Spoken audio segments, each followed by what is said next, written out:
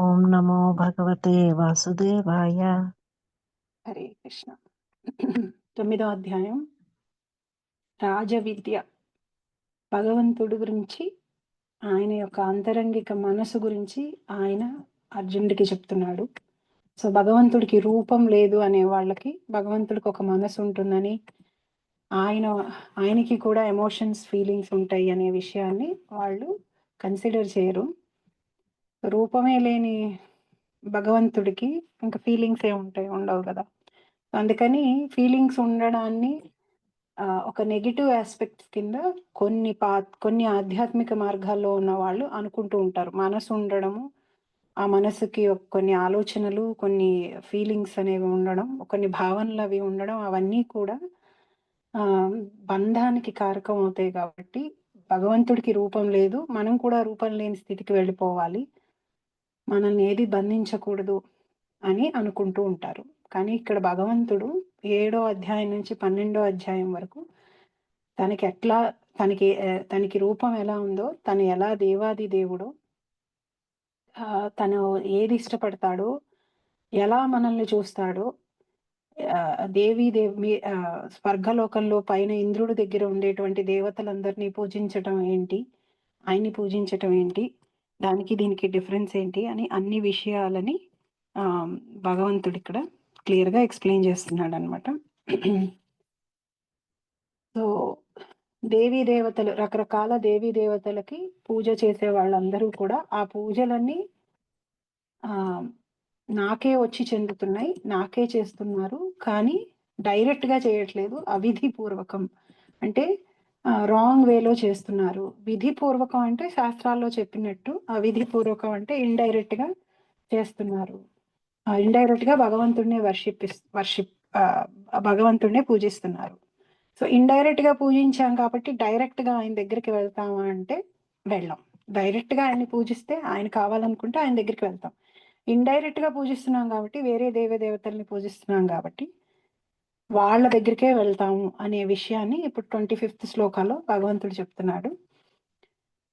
ఏ విషయం అయినా సరే భగవంతుని తృప్తిపరచడానికే ఉన్నది అనే విషయాన్ని 24వ శ్లోకంలో చెప్పాడు. అహం హి సర్వస్య యజ్ఞం భోక్తా ప్రభురేవచ నతుమాం అభిజానాతి తత్వేనస్త చ్యవ్యంతితే. నేనే భోక్తని, నేనే అన్నిటికీ ప్రభువుని, అంటే అన్ని నా అధీనంలో ఉంటాయి, నేను మాస్టర్ని. అలాగే అన్ని యజ్ఞాలకి, అన్ని పూజలకి, అన్నిటికీ ఫలితాలు ఇచ్చేటువంటి వాడిని నేనే. కానీ మీరు నాకు డైరెక్ట్ గా పూజ చేయట్లేదు కాబట్టి మీరు ఏ దేవీ దేవతకైతే పూజ చేస్తున్నారో వాళ్ళ ద్వారా నేను మీకు ఇస్తాను. 7వ అధ్యాయంలో ఆల్రెడీ చెప్పారు.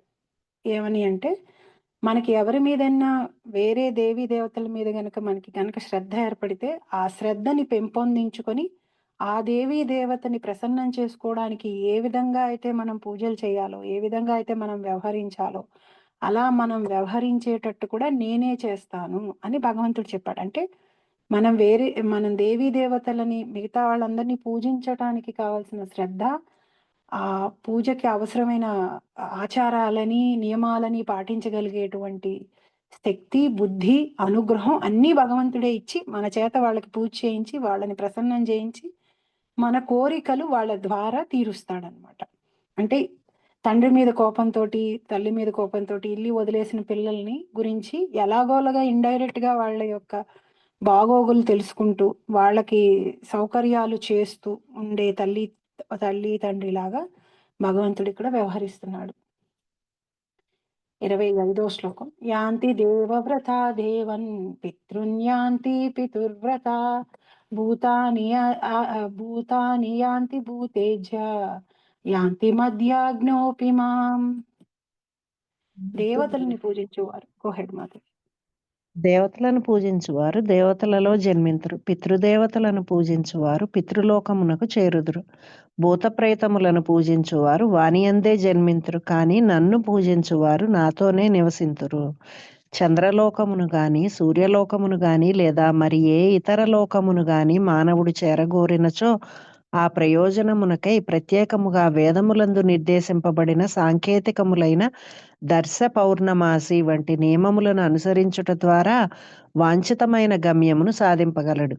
ఇవి వేదముల యందలి కర్మకాండ భాగములందు విశదముగా వర్ణింపబడిన ఈ పద్ధతులు వివిధ ఉన్నత లోకములందలి దేవతల కొరకు ప్రత్యేక పూజలను నిర్దేశించుచున్నవి.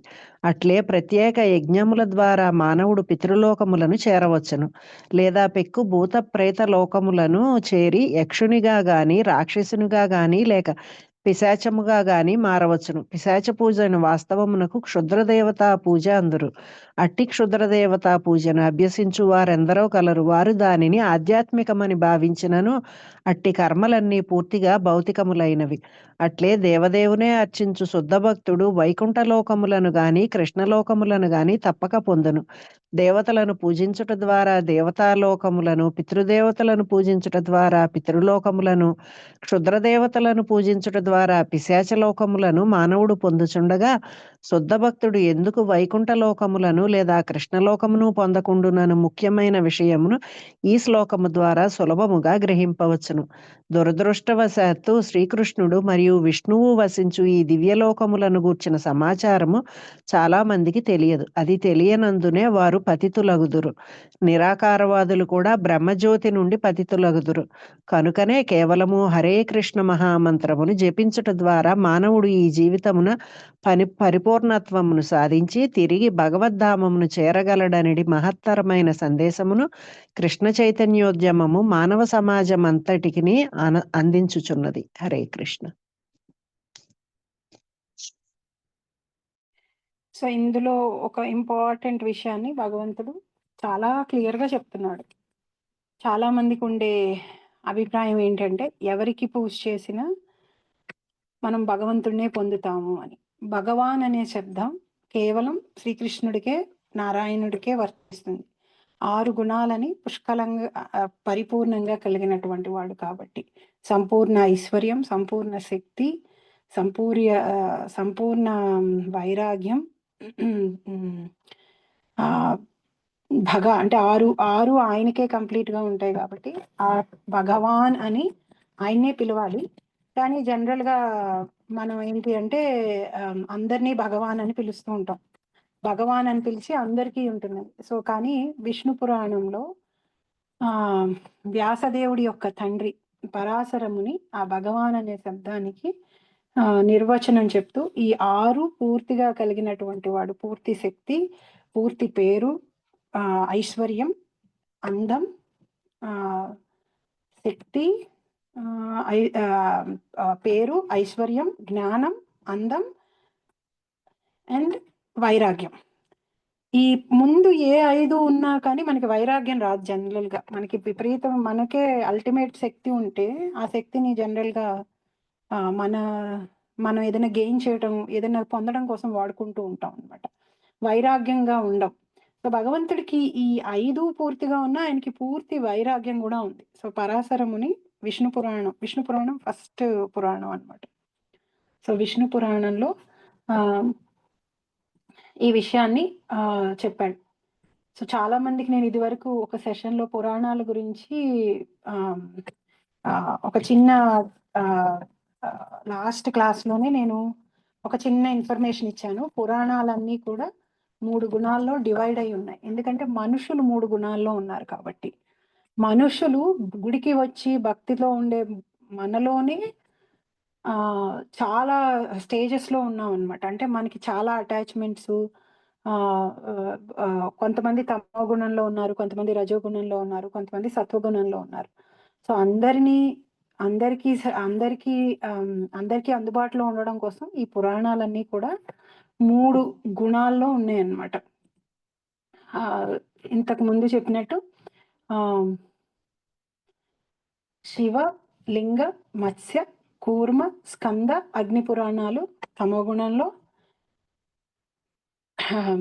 బ్రహ్మాండ, బ్రహ్మవైవత్ర, మార్కండేయ, భవిష్య, వామన పురాణాలు తమో గుణంలో, విష్ణు, భాగవత, గరుడ, నారదీయ, పద్మ, వరాహ పురాణాలు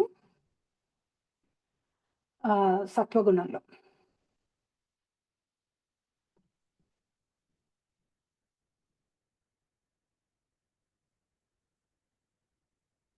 ముఖ్యంగా వీటిని ఇలా మూడిటి కింద విడగొట్టడానికి ముఖ్యమైన కారణం ఏంటి అంటే, చాలా మంది ఇందాక చెప్పినట్టు 3 గుణాల్లో ఉంటారు. 3 గుణాల్లో ఉండడాన్ని అర్థం చేసుకోవడం ఎలా అంటే, తమో గుణంలో ఉన్నవాళ్ళు ఆహ్, వాళ్ళని ఉపవాసం చేయమన్నా, లేకపోతే వాళ్ళని మాంసం తినొద్దన్నా, పొద్దున్నే లేచి స్నానం చేసి ఆ ఆచారాలన్నీ పాటించమన్నా, వాళ్ళు భక్తికి కంప్లీట్‌గా దూరం వెళ్ళిపోతారు. ఇవన్నీ మేము పాటించలేము. ఇవన్నీ చేయడానికి ఆహ్, ఇవన్నీ చేయలేక ఏం చేస్తారంటే వాళ్ళు పూర్తిగా నాస్తికుల్లాగా అయిపోతూ ఉంటారు. సో, అలా ఏ స్టేజ్‌లో ఉన్న వాళ్ళైనా భగవంతుడిని ఆశ్రయించటానికి వీలుగా ఎక్కువ రూల్స్ అండ్ రెగ్యులేషన్స్ పెట్టకుండా వాళ్ళొచ్చి దేవుడికి దండం పెట్టుకుంటే చాలులే అని అన్నట్టుగానే భగవంతుడు వాళ్ళని కనీసంలో కనీసం పుణ్యాత్ములవ్వడానికి అవకాశం కలిగించేటట్టుగా ఈ పురాణాల్లో విషయాలన్నీ చెప్పబడి ఉంటాయన్నమాట. అందుకనే మనకి కాన్‌ఫ్లిక్టింగ్‌గా కనిపిస్తూ ఉంటాయి. సత్వగుణంలో ఉన్న పురాణాలకి, తమో గుణంలో ఉన్న పురాణాలు మనం ఏమనుకుంటామంటే 2 వేరు వేరు మాటలు చెప్తున్నాయి. ఈ పురాణాలకు ఒక బేసిస్ లేదు. ఇవన్నీ తప్పు అనుకుంటాం. కాదు. ఇప్పుడు ఒకే క్లాస్‌లో 3 ముక్ పిక్ వాళ్ళ యొక్క అండర్‌స్టాండింగ్ కెపాసిటీని బట్టి, వాళ్ళ హార్డ్ వర్క్‌ని బట్టి, వాళ్ళు ఎంత టైం డెడికేట్ చేయగలరని బట్టి గ్రేడ్స్ ఎట్లా అయితే డివైడ్ అయ్యి ఉంటాయో, సో, బిలో సి గ్రేడ్‌లో ఉన్నారనుకుందాం. అంటే నేను ఇక్కడ గ్రేడ్ సిస్టమ్ గురించి మాట్లాడలేదు. జనరల్‌గా చెప్తున్నాను. థర్డ్ లెవెల్‌లో ఉన్నారనుకో. ఆ థర్డ్ లెవెల్‌లో ఉన్న వాళ్ళు కాన్సెప్ట్ అర్థం చేసుకొని, వాళ్ళంతట వాళ్ళు ప్రాబ్లమ్ సాల్వ్ చేసి, ఏ ప్రాబ్లమ్ అయినా సాల్వ్ చేసే స్థితిలో వాళ్ళు ఉండనప్పుడు ఏం చేస్తారు టీచర్స్? కొన్ని క్వెషన్ అండ్ ఆన్సర్స్ అవి ఎలా సాల్వ్ చేయాలో చెప్పేసి, వాళ్ళ చేత బట్టి కొట్టించమనో, వాళ్ళ చేత అవే ఒక 10 సార్లు రాయించి, ఏదోలాగా వాళ్ళని పాస్ చేయడానికి 35 మార్కులు రావడానికి వీలయ్యేటట్టుగా వాళ్ళ మీద ఫోకస్ పెడతారు గానీ, వాళ్ళు ఆహ్, చెప్ ఆ సబ్జెక్ట్‌ని అర్థం చేసుకొని వాళ్ళంతట వాళ్ళు ఓన్‌గా సాల్వ్ చేసేటట్టు, వాళ్ళు సూపర్ ఇంటెలిజెంట్స్ అయ్యి, అదే రకమైన ప్రాబ్లమ్స్ ఎన్నిచ్చినా సాల్వ్ చేసేయగలిగేటట్టు వాళ్ళని తయారు చేయడానికి ప్రయత్నం చేయరు. ఎందుకు అంటే, వాళ్ళకి ఆ కెపాసిటీ లేదు కాబట్టి. వాళ్ళు ఆ స్టేజ్‌లో లేరు కాబట్టి, వాళ్ళు అర్థం చేసుకోలేరు కాబట్టి, పూర్తిగా చదువు మానేసేసి ఎందుకు పనికి రాకుండా అయిపోయే బదులు, ఏదోలాగా వాళ్ళని పాస్ చేయించటం కోసం, ఆ పాస్ మార్కులు 35 రావడానికి వీలయ్యేటట్టుగా సహకారం చేస్తూ ఉంటారు. సో, తమో గుణంలో ఉన్నటువంటి భక్తులు కంప్లీట్‌గా వాళ్ళకి అన్ని రూల్స్ అండ్ రెగ్యులేషన్స్ వాళ్ళు ఫాలో అయ్యి, 4 రెగ్యులేటివ్ ప్రిన్సిపల్స్ తాగకూడదు, తినకూడదు, మాంసం తినకూడదు, మద్యం సేవించకూడదు, జూదం ఆడకూడదు, పరస్త్రీల జోలికి వెళ్ళకూడదు. ఇవన్నీ చేస్తేనే నువ్వు గుడికి రావాలి, నువ్వు దేవుడిని దండం పెట్టుకోవాలంటే అసలు ఆ స్టేజ్‌కి వాళ్ళెప్పటికి రానే రారు. సో, అందుకని తమో గుణంలో ఉన్న వాళ్ళని కనీసంలో కనీసం వాళ్ళని పుణ్యాత్ములు చేయటం కోసం వాళ్ళకి భగవంతుడు ఈ పురాణాలలో విషయాలని చెప్తూ ఈ లెవెల్‌కి వచ్చి వాళ్ళకి అందుబాటులో ఉంటాడనమాట. సో, సెకండ్ కేటగరీ వాళ్ళు. రజోగుణంలో ఉండేవాళ్ళేంటంటే, వాళ్ళకి రకరకాల కోరికలుంటాయన్నమాట. సో, ఆ కోరికలుండడం వల్ల ఏం జేస్తారంటే, వాళ్ళు ఆ కోరికలను తీర్చుకోవడానికి మార్గం ఏంటి అని ఆలోచిస్తూ ఉంటారు. సో, మార్గం ఏంటి అని ఆలోచించేటప్పుడు ఈ పురాణాల్లో ఏమేమి పూజలు చేస్తే, ఎలా చేస్తే వాళ్ళ భౌతికమైన, లౌకికమైన కోరికలు తీరుతాయి అని ఎక్కువ అలాంటి విషయాలు, అలాంటి కథలు ఎక్కువగా చెప్పబడి ఉంటాయన్నమాట. శుద్ధ భక్తి, శుద్ధ ప్రేమ ఇవన్నీ ఆహ్, ఈ అన్నిట్లోనూ ఈ ఈ శుద్ధ ప్రేమ, శుద్ధ భక్తి ఉంటుంది కానీ క్వాంటిటీ తక్కువుంటుంది. అంటే తమోగుణంలో ఉన్న పురాణాల్లో అది పూర్తిగా ఉండదనమాట. సో, రజోగుణంలో ఉన్న పురాణాల్లో 50, 50గా ఉంటుంది. ఎందుకంటే వీళ్ళు ఆల్రెడీ ఒక స్టేజ్‌కొచ్చి భగవంతుడి మీద ఒక నమ్మకం పెట్టుకొని పుణ్యాత్ములు అవ్వడానికి ప్రయత్నం చేస్తున్నారు. పాపం చేస్తే మనం ఆ పాపం యొక్క ఫలితాన్ని అనుభవించాల్సొస్తుంది. పుణ్యం చేసుకుందాం. లేపోతే దేవుడికి ఈ పూజ చేసుకుంటే ఈ కోరిక తీరుతుంది. ఇది మనకి మంచిది అని ఒక ఆలోచనతో ఉంటారు కాబట్టి కొంచెం కొంచెం వాళ్ళకి ఆధ్యాత్మిక విషయాలని చెప్తూ ఏ పూజ చేస్తే ఏ ఫలితం వస్తుంది? ఏ కోరిక తీరుతుంది? అని వాళ్ళకి ఈ రివార్డ్స్ ఉంటాయి కదా! ఈ ఫలితాలని ఆశగా చూపించి భగవంతుడు వాళ్ళు భగవంతుడి వైపుకి మళ్ళేటట్టుగా ఈ పురాణాలుంటాయన్నమాట. తర్వాత సత్వగుణంలో పురాణాలేంటి అంటే, ఇక్కడ శుద్ధ భక్తి గురించి మాట్లాడతారెక్కువ. అంటే పుణ్యకర్మల గురించి, కర్మకాండ గురించి కూడా మాట్లాడతారు. కానీ ఎక్కువ శుద్ధ భక్తి గురించి మాట్లాడతారు. సో, అందుకని మీకెక్కడా కూడా వీటి తర్వాత ఇవన్నీ ఈ 18 పురాణాలు రాసిన తర్వాత భాగవత పురాణం రాసాడాయన. సో భాగవత పురాణం కంప్లీట్ గా ప్యూర్ డివోషనల్ సర్వీస్. అందులో ఎక్కడా మీరు ఈ పూజ చేసి, ఈ వ్రతం చేసి, ఈ నోము చేస్తే మీకు ఈ ఫలితం లభిస్తుంది మీకు అని ఎక్కడా చెప్పబడి ఉండదు. ఎందుకంటే భౌతికమైన ఫలితాలని వేటిని అది అది గ్లోరిఫై చేయదు. కేవలం భగవంతుడి యొక్క శుద్ధ భక్తిని గ్లోరిఫై చేస్తుంది. సో తమో గుణంలో ఉన్న వాళ్ళకి అసలు భగవంతుడు అంటేనే నమ్మకం లేక పూర్తి శరీర భావంతో ఉండి చెయ్యకూడని పనులన్నీ చేస్తున్న వాళ్ళకి భగవంతుడి మీద శుద్ధ ప్రేమ పెంచుకోవాలి, శుద్ధ భక్తి పెంచుకోవాలి, నువ్వు ప్రేమగా ఉండాలి, ఆయన ఒక మనిషిగా చూడాలి ఆయన అని అంటే వాళ్ళకి అసలు అది ఎక్కడో గ్రౌండ్ ఫ్లోర్ లో ఉన్న వాళ్ళని 100th లెవెల్ కి మీరు 10 మార్కులు కూడా తెచ్చుకోలేని వాళ్ళని నువ్వు స్టేట్ ఫస్ట్ రావాలి అన్నట్టు అనమాట. So it will never happen. అది ఇంపాసిబుల్ స్టేజ్.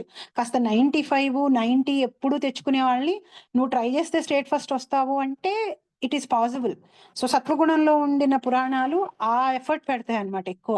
సో నువ్వు ఈ బియాండ్ రా, నువ్వు దీని పుణ్యకర్మల నుంచి బయటకు వచ్చేసి శుద్ధ భక్తిని పెంచుకోవాలి. సో ఈ పురాణాలు వివిధ వివిధ గోల్స్ తోటి భగవంతుడు వీటిని డివైడ్ చేసి చెప్పాడు.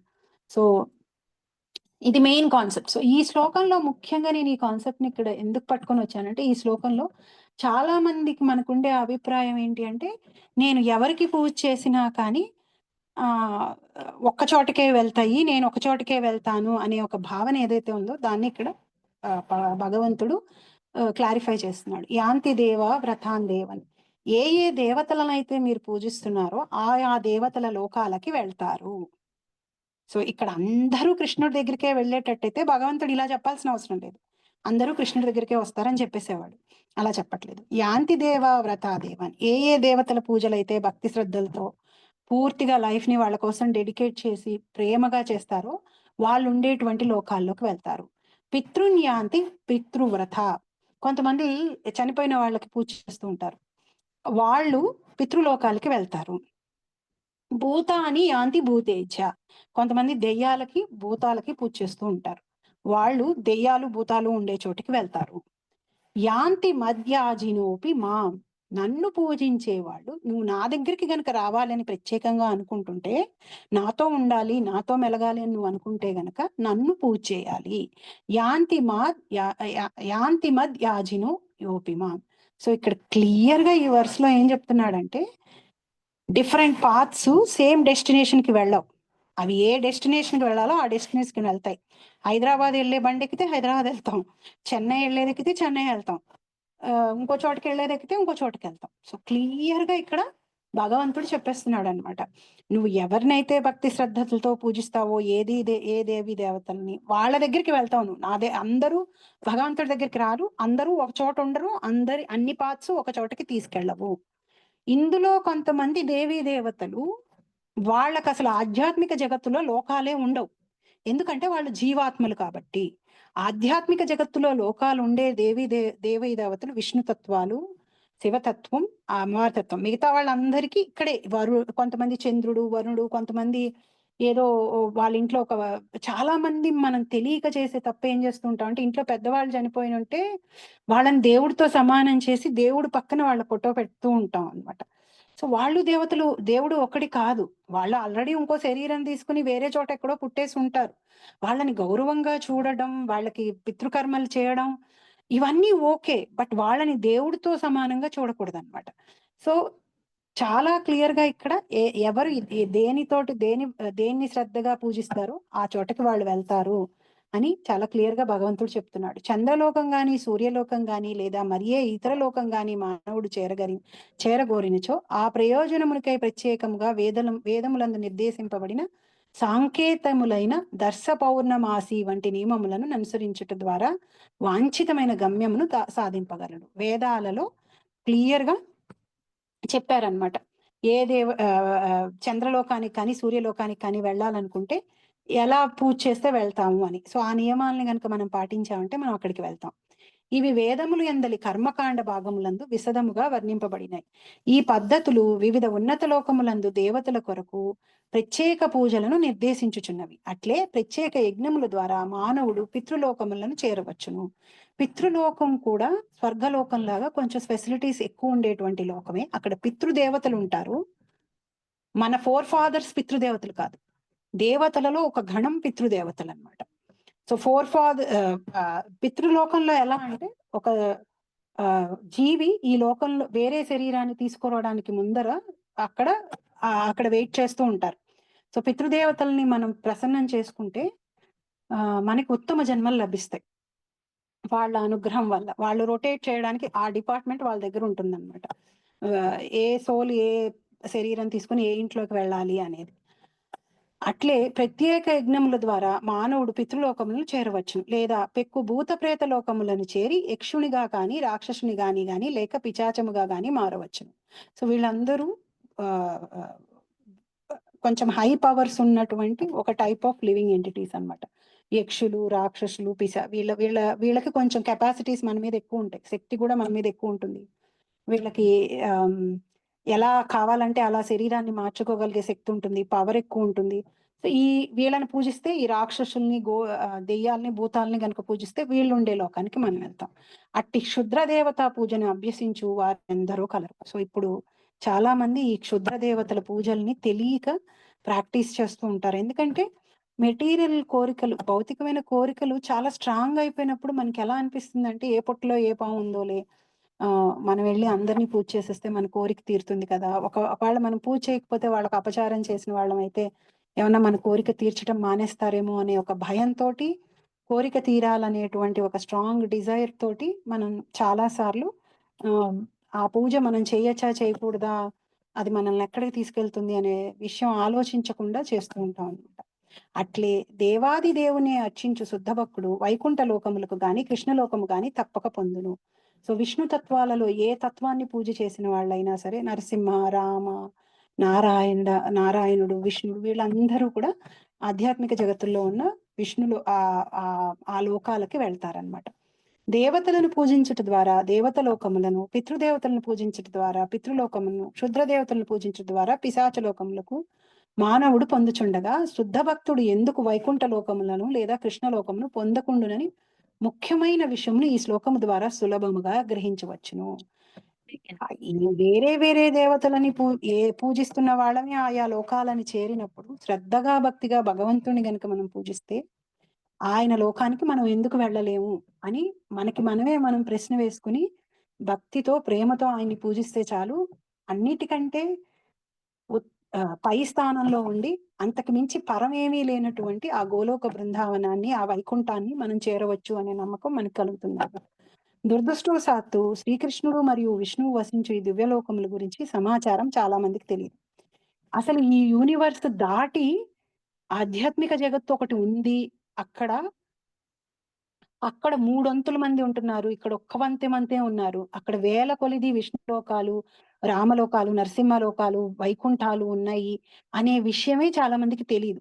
తెలియకపోవటం వల్ల కూడా వాటిని ఆశించలేకపోతున్నారు, తెలియదు కాబట్టి. చాలా మటుకు మందికి తెలిసింది ఏంటంటే స్వర్గము, నరకము. మనం గనక మంచి పనులు చేసి మంచిగా ఉన్నామంటే స్వర్గానికి వెళ్తాం, లేకపోతే నరకానికి వెళ్తాం. ఈ 2 కాన్సెప్ట్స్ తెలుసు చాలా మందికి. సో తెలియకపోవడం వల్ల కూడా దాని గురించి కోరికని పెట్టుకోలేకపోతున్నారు. సో ఈ దివ్యలోకముల గురించి సమాచారం చాలా మందికి తెలియదు. అది తెలియనందునే వారి పతితులగుదురు. నిరాకారవాదులు కూడా బ్రహ్మజ్యోతి నుండి పతితులగుదురు. కనుకనే కేవలం హరే కృష్ణ మహామంత్రం జపించట ద్వారా మానవుడి జీవితమున పరిపూర్వత్వము సాధించి తిరిగి భగవద్ధామమును చేరగలడనేది మహోత్తరమైన సందేశము కృష్ణ చైతన్యోద్యమ మానవ సమాజం అంతటికి అందించుచున్నది. చాలా మందికి ఉన్న ఒక మిస్కన్సెప్షన్ ఏంటి అంటే, ఈ కృష్ణ చైతన్యం అనేది ఏదో ఒక ప్రత్యేకమైన మూమెంట్ ప్రభుపాదే స్టార్ట్ చేశారని అనుకుంటారు చాలా మంది. ఇది సనాతన ధర్మం. నామ జపం కలియుగానికి రికమెండెడ్ అనే విషయం ఎవ్వరు చెప్పినా, ఏ మార్గంలో ఉన్న వాళ్ళు చెప్పినా చెప్పవలసిందే అదే. ఎందుకంటే అదే శాస్త్రాల్లో ఉంది. అద్వైతవాదులు అవనివ్వండి, వేరే వాళ్ళు అవ్వండి, వైష్ణవులు అవనివ్వండి, శైవులు అవనివ్వండి, శాక్తేయులు అవనివ్వండి, స్త్రీ సాంప్రదాయానికి చెందిన వాళ్ళు అవనివ్వండి, ఎవరైనా సరే కలియుగానికి వాళ్ళు నిజంగా శాస్త్రాలు చదివి ఉంటే గనక చెప్పవలసింది ఏంటి అంటే నామ జపం. ఆ నామం ఏమిటి అనేది మనకి ఇష్ట దైవాన్ని బట్టి మనం చెప్పుకోవచ్చు. చైతన్య మహాప్రభు కృష్ణుడే తనని ఎందుకు ఇంతలా రాధారాణి ప్రేమిస్తోంది, ఆ ప్రేమ ఏమిటి, తనలో ఏముంది అంత ఆకర్షించే శక్తి అని తెలుసుకోవడం కోసం ఆయనే చైతన్య మహాప్రభుగా వచ్చారు. కాబట్టి ఆయన మనకి నామజపాన్ని భగవంతుడు చెప్పంది, నేర్పించింది మనకి నామజపం ఎలా చేయాలో కూడా తెలీదు. అందుకనే ఆయన ఒక భక్తుడి రూపంలో వచ్చి ఈ నామాన్ని 24 గంటలు జపించి, ఈ నామంలో పవర్‌ని పెట్టి దీన్ని మహామంత్రాన్ని చేసి, ఈ నామాన్ని మీరు జపించండి చాలు. మీకు కావాల్సిన కోరికలు, మీరు మోక్షము అన్నీ పొందుతారు. కలియుగానికి ఈ నామం జపిస్తే చాలు అని చెప్పారు.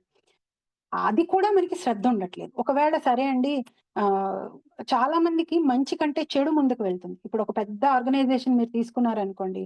ఎక్కడో ఒక 10% బ్యాడ్ యాపిల్స్ ఉంటాయి ఎప్పుడు కూడా. వాటికి సంబంధించిన స్టోరీస్ ఎక్కువగా స్ప్రెడ్ అయిపోయినాయనుకోండి, మనకొక అనుమానం వస్తుంది. మంచి స్ప్రెడ్ అవ్వదు.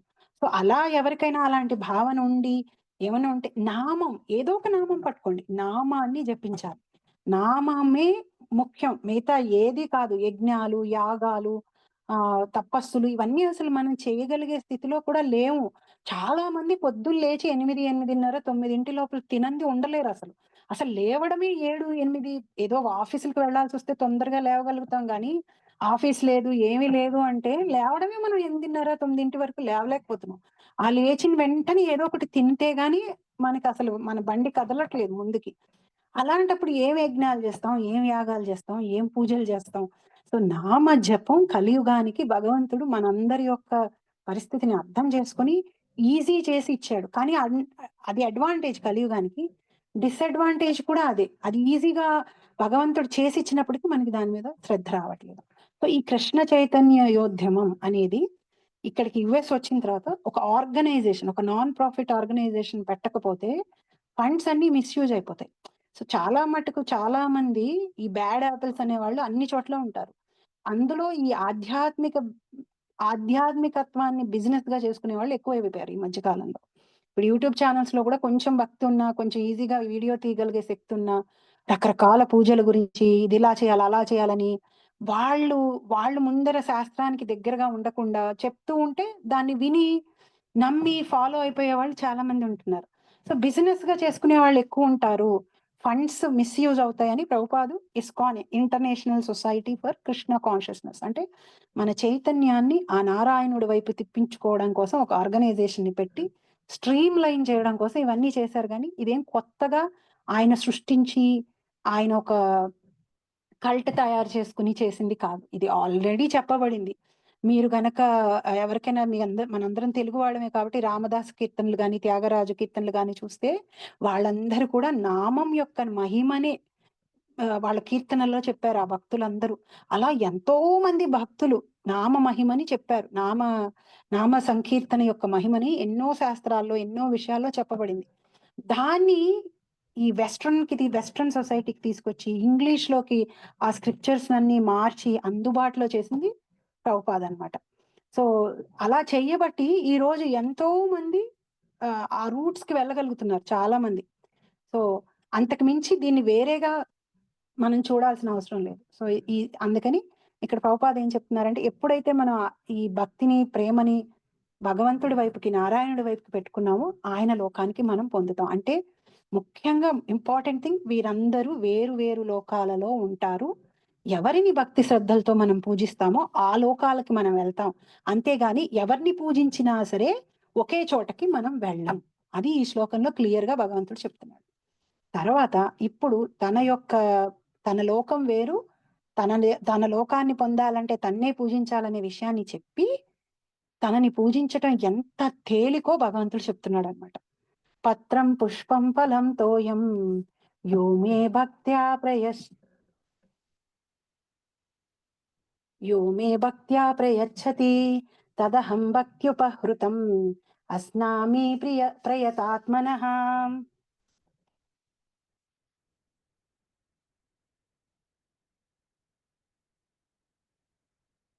ఎవరైనా చదువుతారండి?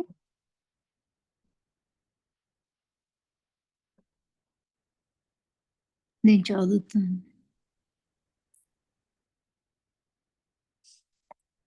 ఎవరైనను నాకు ప్రేమతోడను పత్రం పుష్పం ఫలం తోయం యో మే భక్త్యా ప్రయచ్చతి తదహం భక్త్యుపహృతమస్నామి ప్రయతాత్మనః.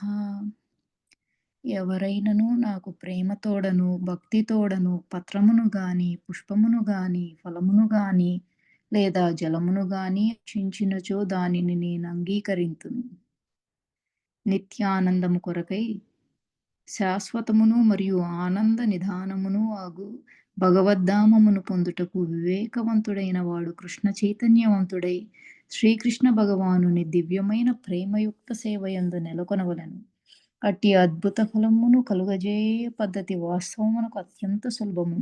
ఎట్టి యోగ్యత లేని పరమ దరిద్రునికి కూడా అది ఆచరణ సాధ్యమగును. కేవలము శ్రీకృష్ణ భగవానునికి శుద్ధ భక్తుడై ఉండుటయే ఈ విషయమున వాంఛనీయమగు ఏకైక యోగ్యత. మానవుని దేశకాల పరిస్థితులతో దానికెట్టి సంబంధమును లేదు. ఈ విధానము మిక్కిలి సులభమైనది. మానవుడు భక్తితోనూ ప్రేమతోనూ దేవాది దేవునికి పత్రమును గాని, జలమును గాని, ఫలమును గాని అర్పింపవచ్చును.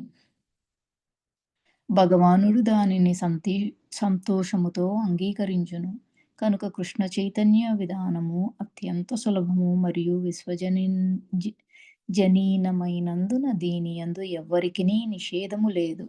అట్టి ఎడ ఈ సులభమైన మార్గము ద్వారా కృష్ణ చైతన్యమును పొంది అత్యున్నతమైన నిత్యానంద జ్ఞానమయమైన పరిపూర్ణ జీవితమును వాంఛింపని అజ్ఞాని ఎవడుండును? శ్రీకృష్ణుడు ప్రేమపూర్వక సేవనే వాంఛించును గాని అన్యమును కాదు. తన శుద్ధ భక్తులు సమర్పించు చిన్న పుష్పమునైనను శ్రీకృష్ణుడు అంగీకరించును. ఆ అభక్తుల నుండి అతడు ఎట్టి కానుకను కోరడు. ఆత్మారాముడైనందున అతడు ఇతరుల నుండి కోరునదేదియునూ లేదు. అయినను అతడు ప్రేమానురాగ భావముతో తన భక్తులు సమర్పించు దానిని ప్రీతితో స్వీకరించును. అట్టి కృష్ణ చైతన్యము వృద్ధిపరుచుకొనుటయే జీవితమునంతలి అత్యున్నత పరిపూర్ణత్వ స్థితి. భక్తి లేక భక్తియుక్త సేవయే శ్రీకృష్ణుని పొందుటకు ఏకైక మార్గముని ఖచ్చితముగా నొక్కి చెప్పుటకై ఈ శ్లోకమున భక్తి అను పదము రెండు మార్లు వాడబడినది. బ్రాహ్మణుడగుట, పండితుడగుట, ధనవంతుడగుట లేదా గొప్ప తత్వవేత్త ఎగుట వంటి ఇతర ఏ విధానము చేతను మానవుడు తాను సమర్పించు దానిని శ్రీకృష్ణుడు అంగీకరించినట్లుగా చేయజాలడు. మూల సిద్ధాంతమైన భక్తి లేకుండా ఎవరునూ దేనిని భగవానునిచే అంగీకరింపజాలరు. కనుకనే భక్తికి ఎన్నడూనూ భౌతికమైన కారణం ఏదియునూ లేదు. ఈ విధానము శాశ్వతమైనది. అది ఏ పరతత్వమునకు చేయబడు ప్రత్యక్ష సేవా కార్యరూపము. శ్రీకృష్ణుడు తానే భోక్తననియు దేవాది దేవుడననియు సమస్త యజ్ఞములకు పరమ లక్ష్యమనియు నిర్ధారించిన పిమ్మట తనకెట్టి యజ్ఞఫలములను సమర్పింపవలెనో ప్రకటించుచున్నాడు. భగవానుని దివ్యమైన భక్తియుక్త సేవను పొందుటయే ప్రతి ఒక్కరి జీవిత లక్ష్యము. దీనికై ఎవ్వరునూ భగవత్ సేవ యందు నెలకొని పవిత్రుడు కాగోరినచో అతడు ముందుగా భగవానుడు తన నుండి ఏమి ఆశించునో ఎరుగుట అత్యంత ప్రధానము. శ్రీకృష్ణుని ప్రేమించువాడు శ్రీకృష్ణుడు కోరిన వాటినన్నింటినీ సమర్పిస్తూ అతడు వాంఛించినట్టి ఎట్టి కానుకను అతనికి సమర్పింపకుండును. కనుక మాంసము, మత్స్యములు, గ్రుడ్లు శ్రీకృష్ణునకు సమర్పింపరాదు. అతడు అటువంటి వాటిని వాంఛించినచో వాటికి తనకు అర్పింపుమని చెప్పి ఉండెడివాడు. అట్లు చెప్పకుండా తనకు పత్రము, పుష్పము, ఫలము, జలమును సమర్పింపవలనని అతడు స్పష్టముగా పలికి ఇట్టి కానుకలను నేను అంగీకరింతును అని చెప్పుచున్నాడు. కనుక అతడు మాంసమును, చేపలను, గ్రుడ్లను స్వీకరింపడని మనము అవగతము చేసుకొనవలెను. కాయగూరలు, ధాన్యము, ఫలములు, పాలు, జలము వంటి పదార్థములు మానవునికి తగిన ఆహారములుగా శ్రీకృష్ణ భగవానుడు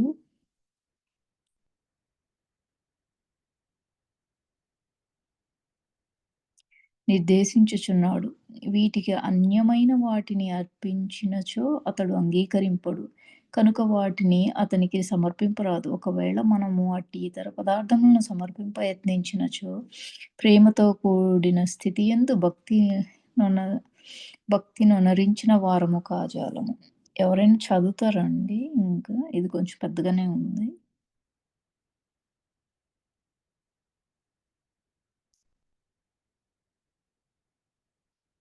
నేను కంటిన్యూ చేస్తున్నానండి. మేబీ ఎవరు యెస్ అనలేదు. శ్రీకృష్ణ భగవానుడు తృతీయాధ్యాయమునందలి 13వ శ్లోకమును యజ్ఞశేష పదార్థములే పరమ పవిత్రములైనవనియు జీవితమందు పురోగతిని మరియు భౌతిక బంధముల నుండి ముక్తిని వాంఛించు వారికి అది ఏ భుజించుటకు యోగ్యమనియు వివరించెను. ఆ శ్లోకమునందు తనకు నివేదన చేయకుండా ఆహారమును భుజించువారు పాపమునే భుజిస్తున్నారని శ్రీకృష్ణుడు తెలుపుచున్నాడు. అట్టివారు భుజించు ప్రతి ముద్ద భౌతిక క్లేశములనే మరింత వృద్ధి చేయుచుండును. కానీ శుభ్రములను సాధారణములైన కాయకూరలతో కూడిన సాత్వికాహారంను సిద్ధము చేసి శ్రీకృష్ణ భగవానుని చిత్రపటమునకో లేదా అతని విగ్రహమునకో గాని నివేదించి అతని ముందు వినమ్రముగా నమస్కరించుచు తాను అర్పించిన దానిని స్వీకరింపవలనని ప్రార్థించినచో జీవిత విధానమునందు మానవుడు క్రమముగా పురోగతి సాధింపగలడు.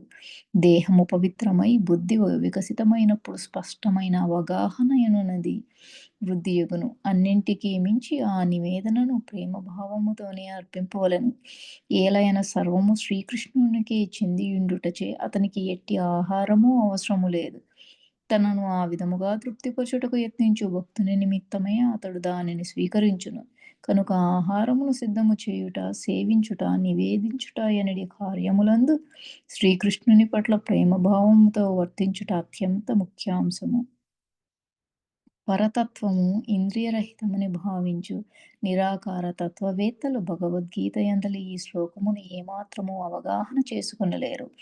వారికి ఇది ఉపమానముగానో భగవద్గీతను బోధించు శ్రీకృష్ణుని భౌతిక ప్రవృత్తికి నిదర్శనముగానో వారు భావింతరు.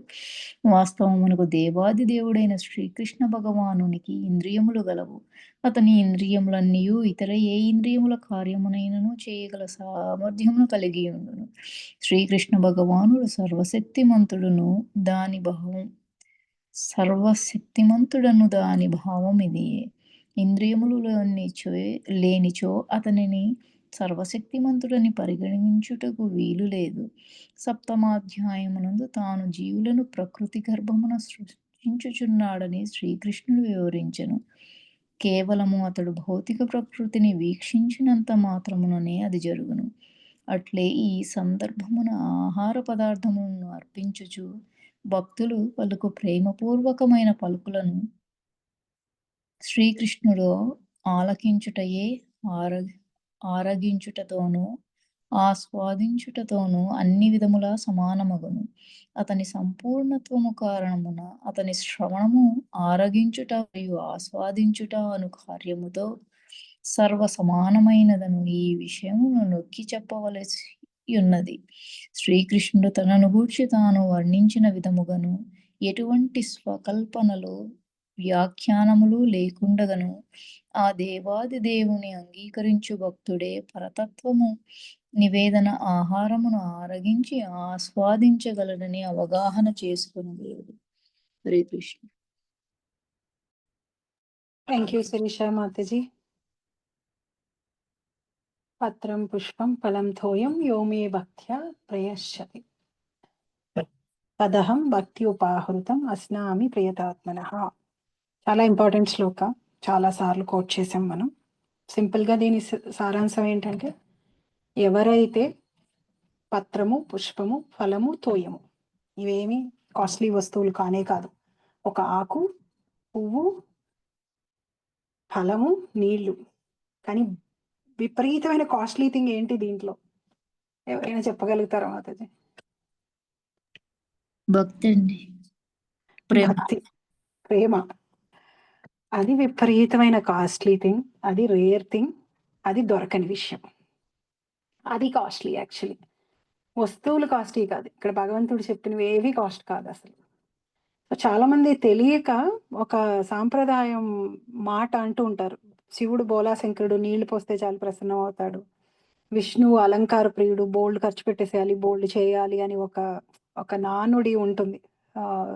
మీరు ఎవరైనా విన్నారో లేదో కానీ పాపం అనవసరంగా నిందేసి భగవంతుడి మీద తప్పుడు ప్రచారం చేస్తున్నాం మనం. ఆయన నాకు కావాల్సింది పత్రం, పుష్పం, ఫలం, తోయం యోమే భక్త ప్రయచ్చతి. ఎవరైతే ప్రేమతో, భక్తితో నాకు వీటిని ఇస్తారో తదహం భక్త్య ఉపాహృతం. భక్తి ఉపాహృతం, భక్తితో ఇవ్వాలి, భక్తితో ఇవ్వాలి. అప్పుడు అస్నామి, వాటిని నేను యాక్సెప్ట్ చేస్తాను, తీసుకుంటాను. ప్రియతాత్మ, ఇది కేవలం భగవంతుడి మీద ప్రేమ ఉన్న వాళ్ళే ప్రేమతో చేస్తారు. సో ఇందులో ఈ శ్లోకంలో చాలా విషయాలు ఉన్నాయి. సో మనం చాలా కాన్సెప్ట్స్ ఉన్నాయి. మెల్లిమెల్లిగా కొంచెం దీన్ని డీపర్గా అర్థం చేసుకోవడానికి ప్రయత్నం చేద్దాం. పత్రం, పుష్పం, ఫలం, తోయం. సో ఈ 4 తెలిసింది. ఈ 4 యోమే భక్త్యా ప్రయచ్చతే, ఎవరైతే భక్తితో ఇస్తారో తదహం భక్త్యా ఉపహృతం. ఉపహార అంటే గిఫ్ట్ అన్నమాట. భగవంతుడు దాన్ని గిఫ్ట్ గా స్వీకరిస్తాడు. మనం ప్రేమతో ఇస్తే మనం ఆయనకి గిఫ్ట్ ఇచ్చినట్టు ఫీల్ అవుతాడు. నిజానికి ఈ లోకంలో ఆయనది కాంతి అంటూ ఏమీ లేదు, అన్నీ ఆయనవే. మరి అలాంటప్పుడు దాన్ని గిఫ్ట్ గా ఎలా స్వీకరిస్తున్నాడు అంటే, అక్కడ ఇంపార్టెంట్ థింగ్ ఆయనది కాంతి ఏముంది అంటే మన ప్రేమ ఆయన పట్ల. అది మన కంట్రోల్లో ఉంది, ఆయన కంట్రోల్లో లేదు. ఎందుకంటే మనకి ఫ్రీ విల్ ఇచ్చాడు కాబట్టి. మన మనసు, మన ప్రేమ మన కంట్రోల్లో ఉంది కాబట్టి దాన్ని మనం ఆయనకి ఆఫర్ చేస్తున్నప్పుడు ఆయన దాన్ని గిఫ్ట్ లాగా ఫీల్ అయ్యి ఆనందంగా, హ్యాపీగా ఫీల్ అయ్యి నావాడు అని తను మనవాడు అయిపోతాడు అనమాట. అక్కడ ప్రేమ, ఖర్చు లేనటువంటి ప్రేమ. ప్రేమ ఇవ్వటం అంటే అండి, నాకు భగవంతుడంటే ఇష్టం, భగవంతుడంటే గుర్తొస్తున్నాడు, నాకు చాలా భక్తి ఉంది, నేను ప్రతి పండక్కి అన్నీ చాలా శ్రద్ధగా చేస్తాను, ఉపవాసం చేస్తాను, లేకపోతే వంటలు వండి నైవేద్యం పెడతాను, అన్నీ చేస్తాను. ఇవన్నీ ఒక ఆస్పెక్ట్. ఇవన్నీ చేయాలన్నా కానీ భక్తో, నమ్మకము, ప్రేమో, భయము ఏవో ఒకటి ఉంటే ఇవన్నీ చేస్తాం. బట్ ప్రేమ ఎట్లా అంటే మనసంతా ఆయనే నిండిపోయి ఉండాలి. ఎప్పుడూ ఆయన గురించే ఆలోచిస్తూ ఉండడం, ఆయనకి నచ్చినట్టుగా వ్యవహరించడం. అంటే మీరు ఎవరినైతే ఎక్కువ ప్రేమిస్తారో వాళ్ళ గురించి 24 గంటలు చెప్పకపోయినా ఆలోచిస్తూ ఉంటారు. వాళ్ళకి నచ్చిన పనులను వాళ్ళకి నచ్చినట్టుగా మీరు చేయడానికి, వాళ్ళ మనసులో ఆనందం చూడడానికి, వాళ్ళ మొహం మీద ఆనందం చూడడానికి ప్రయత్నం చేస్తూ, వాళ్ళకి ఏది ఇష్టమో, వాళ్ళకి ఎలా చేస్తే ఇష్టమో అలా చేస్తూ ఉంటాం మనం లౌకికంగా. ఇప్పుడు బర్త్‌డే పార్టీలని, పెళ్లి రోజులని, ఇవన్నీ కూడా మీరు ఎవరి కోసమైనా సెలబ్రేట్ చేసేటప్పుడు వాళ్ళకి ఏది ఇష్టమో తెలుసుకొని, దానికి ఏమాత్రం లోటు లేకుండా చక్కగా ఇంకా ఒక 4 ఇంకో వాళ్ళు ఊహించిన దానికంటే ఒక 4 రెట్లు ఎక్కువే చేసి వాళ్ళని సర్ప్రైజ్ చేసి ఆనందపరిచేటట్టుగా చేస్తాం. అదే అట్లాంటి యాటిట్యూడ్‌ని భగవంతుడి దగ్గర పెట్టుకోవాలనమాట. సో, ఎక్స్‌టర్నల్‌గా మనం చేస్తున్నవి యాక్షన్స్, చాలా మందివి ఎక్స్‌టర్నల్‌గా యాక్షన్స్ చేయడంలో చాలా బిజీ అయిపోతూ ఉంటాం. అంటే ఎంత అందంగా నేను డెకరేషన్ చేశాను, ఎన్ని వంటలు నేను దేవుడికి నైవేద్యం పెట్టాను, లేకపోతే ఎంత బాగా నేను ఎంత పవర్‌ఫుల్ డొనేషన్ చేశాను. ఇవన్నిటి చాలా సార్లు తెలియకుండా ఈ ఎక్స్‌టర్నల్ విషయాల్లో పడిపోయి ఇంటర్నల్‌గా మన మనసు ఎక్కడుందో మర్చిపోతాం అన్నమాట. తెలియకుండా ఇవన్నీ చేసేటప్పుడు మన మనసులో ఏంటి అంటే, నేను బాగా నేను చేసినట్టు ఉపవాసం ఎవరు చేయలేకపోయారు. నేను కూర్చుని శ్రద్ధగా నామం చెప్పినట్టు ఎవరు చెప్పలేదు. నేను విన్నట్టు ఎవరు వినలేకపోయారు.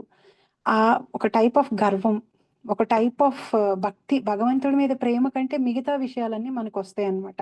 అంటే నేను నేను నేను అందరికంటే బాగా డెకరేషన్ చేయాలి, నేను అందరికంటే బాగా పాడాలి, నేను అందరికంటే బాగా వండాలి, నేను అందరికంటే బాగా ముందెళ్ళి కూర్చోవాలి, లేకపోతే నేను అందరికంటే అందరి అటెన్షన్‌ని సీక్ చేసి గొప్ప భక్తుడిననే పేరు తెచ్చుకునేటట్టుగా నా వ్యవహారం ఉండాలి అని, ఇలాంటి ఎన్నో ఎక్స్‌టర్నల్ విషయాలు యాక్షన్స్‌లో కనిపిస్తూ ఉంటాయి. ఇంటర్నల్‌గా మన మనసు ఎక్కడున్నది అనే విషయాన్ని చాలా ఈజీగా మనం పక్కన పెట్టేస్తాం, శ్రద్ధ పెట్టమనమాట. ఒక్కొక్కసారి చేసేటప్పుడు ఇప్పుడు నేను గనక బ్రహ్మాండంగా డెకరేషన్ చేయగలననుకోండి. సపోజ్ వేరే వాళ్ళు అస్సలు డెకరేషన్ రాని వాళ్ళే వచ్చి డెకరేషన్ చేస్తున్నారనుకోండి, అక్కడే కూర్చుంటాం, దేవుడినే చూస్తూ ఉంటాం. కానీ మన మనసులో అంతా ఏం భావన వస్తూ ఉంటుంది? వీళ్ళకేమి రాదు, పెట్టదు, పెద్దగా వచ్చేసారు డెకరేషన్‌లు చేయడానికి. మళ్ళీ అంటే ఫీల్ అవుతూ ఉంటారు. నాకు చెప్పినా పోయేది, నేనైతే ఎంత బాగా చేసేదాన్నో. బయటికనం. బయటికంటే మనం చెడ్డవాళ్ళం అనే పేరొచ్చేస్తుంది గదా! సో, బయటికనం అనమాట. లోపల కూర్చొని దాని మీదే అదే దాని మీద డ్వెల్ చేస్తూ ఉంటాం. బయటికి మేబీ భజన చేసేస్తూ ఉంటాం. నామాలు చెప్పేస్తూ ఉంటాం. దేవుడినే చూస్తూ ఉంటాం. చక్కగా నీట్‌గా పట్టు చీరలు కట్టుకొని భక్తుల్లాగానే తయారై వచ్చి కూర్చొని ఉంటాం. కానీ యాక్షన్స్ ఒకలా ఉన్నాయి. ఇంటెన్షన్స్ ఇంకోలా ఉన్నాయి. ప్రపంచం బయట యాక్షన్స్‌ని చూసి, వాటిని నమ్మి, వాటిని బిలీవ్ చేస్తుంది. భగవంతుడు లోపల ఇంటెన్షన్స్‌ని చూస్తాడు. బయట ఏమీ చేయలేకపోయాం ఆ రోజు. అసలు లేచి స్నానం చేయడమే చాలా గగనం అయిపోయింది మనకి. అంత ఒంట్లో బాలేదు. ఏమీ వండలేదు. ఏమీ నైవేద్యమే పెట్టలేదు అసలు భగవంతుడికి. ఏది పట్టుకురాలేదు ఆయన కోసం. మెల్లిగా ఎలాగోలాగో ఓపిక చేసుకొని వచ్చి కూర్చున్నాం అక్కడ. విపరీతమైన బాధల్లో ఉన్నాం, దుఃఖంలో ఉన్నాం, మనసే లేదు. అయినా సరే వచ్చి కూర్చుని మనసంతా ఆయన మీద ప్రేమతో, ఆయన మీద సరెండరెన్స్‌తో కూర్చున్నాం. ప్రపంచంలో మనం బయట వాళ్ళకి గొప్ప భక్తుల్లాగా కనిపించకపోవచ్చు. మనం శుభ్రంగా తినేసి ఉండొచ్చు కూడా ఆ రోజు మందులేసుకోవడం కోసం. ఏ ఉపవాసం చేయకపోయి ఉండొచ్చు అసలు. ఏమీ చేయకపోయి ఉండొచ్చు. వచ్చి కూర్చున్నాం అక్కడ. కూర్చుని మిగతా వాళ్ళందరి దృష్టిలో వేరే వాళ్ళు గొప్ప భక్తులు అవ్వుండొచ్చు. అన్నీ పర్ఫెక్ట్‌గా చేసే యాక్షన్స్ బయటకు కనిపించినన్ని. ప్రపంచం సహజంగా మనల్ని అలాగే చూస్తుంది. మనం మన సక్సెస్‌ని, మన అచీవ్‌మెంట్స్‌ని బట్టి మన సమర్థతని డిసైడ్ చేస్తూ ఉంటుంది. మనం ఏబుల్ పర్సనా కాదా అనేది మనం అచీవ్ చేసిన సక్సెస్‌ని బట్టి డిసైడ్ చేస్తూ ఉంటుంది ప్రపంచం. అండ్ మనం కూడా ఆ మాయలో పడిపోయి, మనం ఏది అచీవ్ చేయలేకపోయినా, ఎక్స్‌టర్నల్‌గా మన యాక్షన్స్ లేకపోయినా, ప్రపంచం మనల్ని యాక్సెప్ట్ చేయట్లేదు కాబట్టి, వాళ్ళ యాక్సెప్టెన్స్ కోసం ఎక్స్‌టర్నల్ యాక్షన్స్‌కి మనం ఇచ్చినంత, బయట వాటికి ఇచ్చినంత ఇంపార్టెన్స్ ఇంటర్నల్‌గా మన మనసు ఎక్కడుంది అనే విషయానికి ఇవ్వట్లేదసలు. ఇంటర్నల్‌గా మన మనసుని గనక శుద్ధిగా పెట్టుకొని, భగవంతుడిని తలుచుకుంటూ ఉండేటప్పుడు, ఎక్స్‌టర్నల్ యాక్షన్స్ మ్యాటర్ కావు. ఒకవేళ ఎక్స్‌టర్నల్‌గా మనం చేయలేనప్పుడు, మన వల్ల కానప్పుడు, మనకు ఓపిక లేనప్పుడు. భగవంతుడు మన లోపల ఏమున్నది అనేది చూస్తాడు. మన భావన ఏంటి అనేది చూస్తాడు. మన ప్రేమ ఎలాంటిది అది చూస్తాడు ఆ స్వామి. సో, ఎప్పుడైనా మనం ఎక్స్‌టర్నల్‌గా చేయలేనప్పుడు, మన శరీరం సహకరించక, మన దగ్గర డబ్బులు లేక, మనకంత స్తోమత లేక, మనకంత సహకారం లేకపోయినప్పుడు ఇంట్లో, ఏ కారణం చేతైనా మనం ఎక్స్‌టర్నల్‌గా చేయనప్పుడు, మనమేమి అన్‌సక్సెస్‌ఫుల్ భక్తిలో, భగవంతుడిని ప్రీతి చెందించట్లో అని చెప్పి మనం నిరుత్సాహపడిపోవాల్సిన అవసరం లేదు. ఎందుకంటే, మన హృదయంలో ఏమున్నది అని చూడగలిగే శక్తి భగవంతుడికుంది. బయట ప్రపంచానికి లేదు. ప్రపంచం చూడదు ఏ రోజు కూడా.